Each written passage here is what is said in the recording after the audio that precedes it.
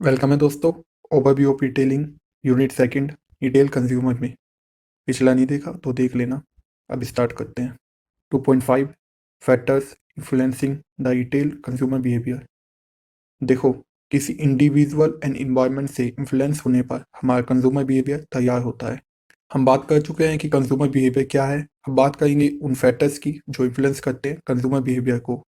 Consumer behaviour individual and environmental variables या factors के द्वारा इन्फ्लुएंस होते हैं, जैसे personal characteristic, social economic, motivation, culture background, personality, family, college and whole society etc. प्रत्येक consumer पे अलग अलग पड़ता है।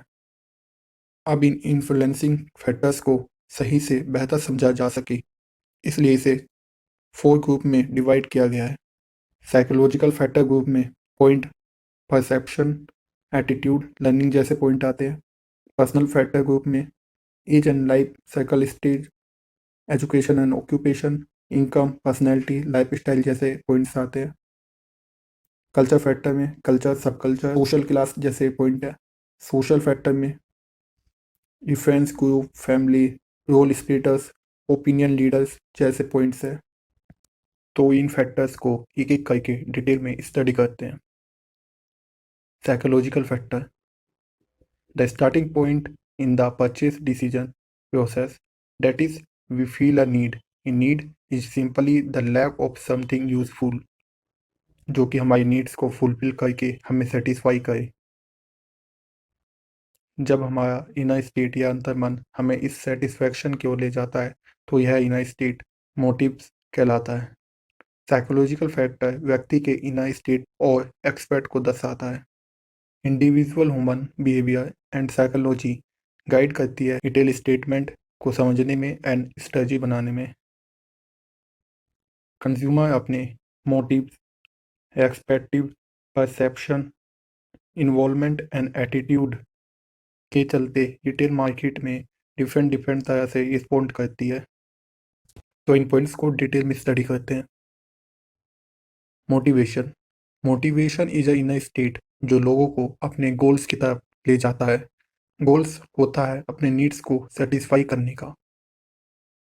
एक हेल्थी पर्सन कुछ भी बाय करने से पहले प्राइमरी मोटिवेट होता है अपने पोटेंशियल एंड कैपेसिटी को फुलफिल करने और उन्हें डेवलप करने के इरादे से। मोटिवेशन जरूरी है किसी भी एक्शन के लिए, तो बाइंग भी एक एक्शन है, तो यह सेम बात इस पर भी लागू होती है। यह कह सकते हैं कि मोटिवेशन हमारी आवश्यकताओं को उत्तेजित करता है।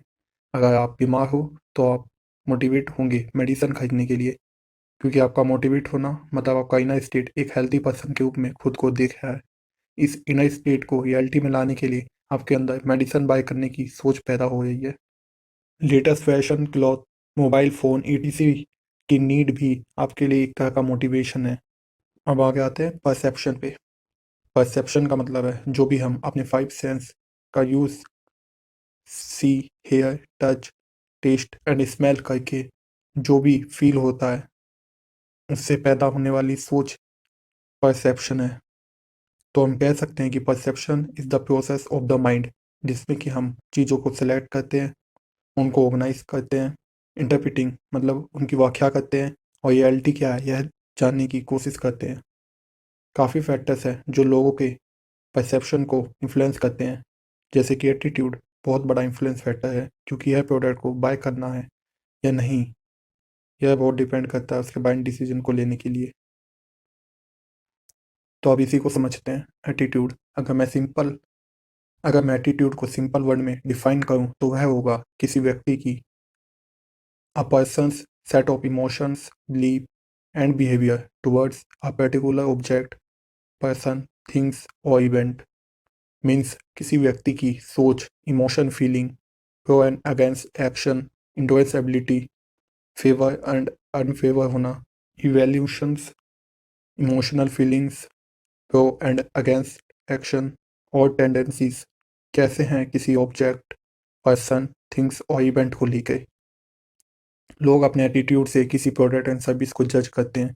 किसी को प्रोडक्ट एंड सर्विस अच्छा लगता है तो किसी को बुरा, किसी को महंगा तो किसी को सस्ता। अपने एटीट्यूड से वह बाइंग करने का डिसीजन लेते हैं।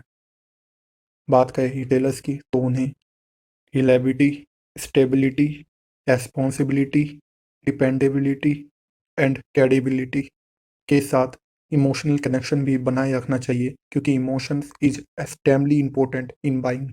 Next point, behaviour traits like workaholic, impulsive, self-confident, friendliness, adaptability, ambitions, introversion and extroversion ये traits हैं जो कंज्यूमर के बाइंग बिहेवियर को रिप्रेजेंट करने में यूज़ किए जाते हैं।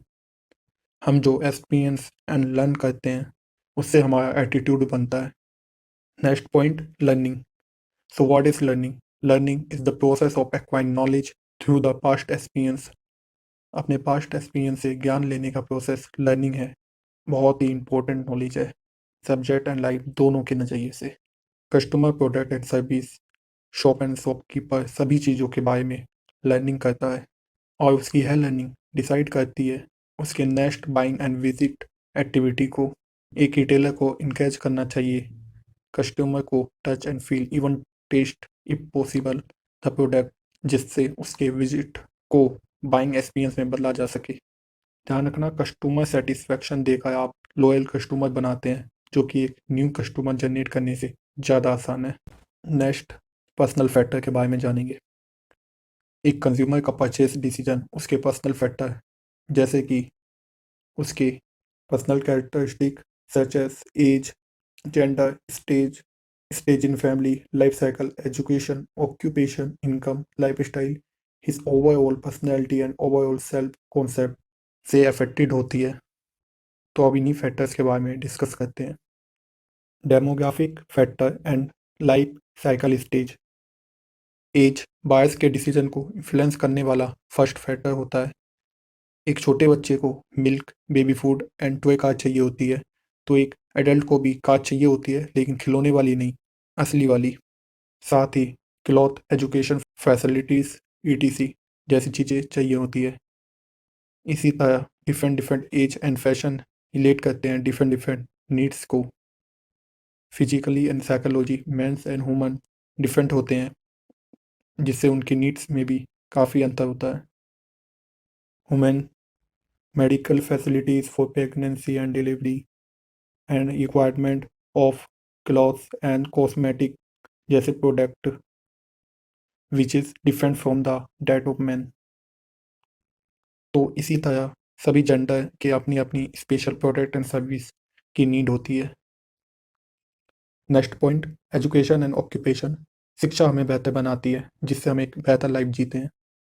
एक education person facilities, books, magazines and other knowledgeable product and service consume करना पसंद करेगा। फॉर एग्जांपल, इंडिया में एजुकेटेड फैमिलीज फैमिली प्लानिंग करती है, जबकि अनएजुकेटेड फैमिलीज ज़्यादातर कोई फैमिली प्लानिंग नहीं करती है। इससे पता चलता है कि किसी के एजुकेटेड होने पे उसके कंज्यूमिंग बिहेवियर में काफ़ी फ़र्क आता है। बात करें ऑक्यूपेशन की, तो किसी पर्सन का ऑक्यूपेशन उसके कंज्यूमिंग नीड्स को शेप देता है। वह कौन से ऑक्यूपेशन में है? Photography, music, dance, carpenter, etc. वह उसी प्रकार की सोच रखेगा और वैसे ही product and service, tools and equipments buy करेगा। यही नहीं, आप अपने ऑर्गेनाइजेशन में किस लेवल पे काम करते हैं यह भी डिपेंड करेगा। अगर chief senior manager three piece suit with best fabric quality use करेगा, तो वहीं जूनियर मैनेजर जो कि एक ब्लू कॉलर कैटेगरी में आता है, हो सकता है वह भी थ्री पीस सूट बाय करे, लेकिन अपनी क्वालिटी एंड प्राइस के साथ वह समझौता करेगा। मैं क्या कहना चाहता हूँ यह आप समझ गए होंगे। बढ़ते हैं नेक्स्ट पॉइंट की तरफ, जो कि है इनकम। इनकम बहुत बड़ा इंपॉर्टेंट फैक्टर है जो हमारे कंज्यूमिंग बिहेवियर को इन्फ्लुएंस करता है। हो सकता है कि कोई व्यक्ति किसी प्रकार का प्रोडक्ट एंड सर्विस चाहता हो, पर उसकी इनकम शायद उसे इस बात की इजाज़त ना दे, और यह बात उसकी डिस्पोजल इनकम को लेकर कही जा रही है। Disposal income and personal income के बारे में यूनिट फर्स्ट में पढ़ा था, आपको याद होगा। एक बार फिर दोहरा देता हूँ शॉर्ट में। डिस्पोजल इनकम वह इनकम होती है जिसमें कि हम सरकार को देने वाले टैक्स एंड सर्विस को पे करने के बाद जो हमारे खुद के यूज़ के लिए इनकम बचती है, वह हमारी डिस्पोजल इनकम होती है। अगर कोई प्रोडक्ट जैसे T, shampoo, toothpaste, ECT small package में खरीद रहा है, मतलब उसकी इनकम इतनी नहीं है या फिर वह लोअर इनकम वाला है, जो कि एक साथ लार्ज शॉपिंग नहीं कर सकता है। नेक्स्ट पॉइंट की तरफ बढ़ते हैं, जो कि पर्सनैलिटी। किसी इंडिविजुअल की psychological traits, characteristic, motives, habit, attitude, beliefs and outlook, इन सब का टोटल सम उसकी पर्सनैलिटी कहलाएगी।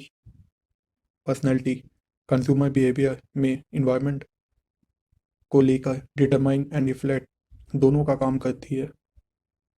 कंज्यूमर बिहेवियर के फ्यूचर रिडक्शन करने के लिए in term of product and brand choice बहुत से रिसर्च किए गए, जिसमें यह माना गया कि डिफरेंट टाइप ऑफ पर्सनैलिटी को क्लासीफाई किया जा सकता है और फ्यूचर प्रिडिक्शन के लिए यूज़ किया जा सकता है। सिगरेट, बीड़ी और कार जैसे प्रोडक्ट के लिए मार्केट में पर्सनैलिटी का उपयोग किया गया। इनका एडवर्टाइजमेंट सक्सेस और charm. Cigarette advertisement young model care free personality के द्वारा किया गया। डिटर्जेंट पाउडर एक मिडिल क्लास ट्रेडिशनल हाउसवाइफ के द्वारा किया गया। Next point, life style. Life style एक पैटर्न है जिसमें कि लोग अपनी ज़िंदगी जीते हैं। इस पैटर्न में लोग अपने इंटरेस्टेड एक्शन में अपना मनी एंड टाइम स्पेंड करते हैं। आपकी लाइफ स्टाइल पे डिपेंड करता है कि आप motivation, learning, attitude, beliefs, opinion, social class, demographic factor, personality etc क्या होगा। एंड सेम यही चीज़ें डिपेंड करती है कि आपकी लाइफ स्टाइल क्या होगी। यह चीज़ एक तरह से एक लूप का काम करती है। डिफरेंट लाइफ स्टाइल को समझकर उनका use retail market segment, product positioning and new product development and promotion जैसी एक्टिविटी में कर सकते हैं। तो यहाँ ये वीडियो ख़त्म होता है। मिलते हैं नेक्स्ट वीडियो में।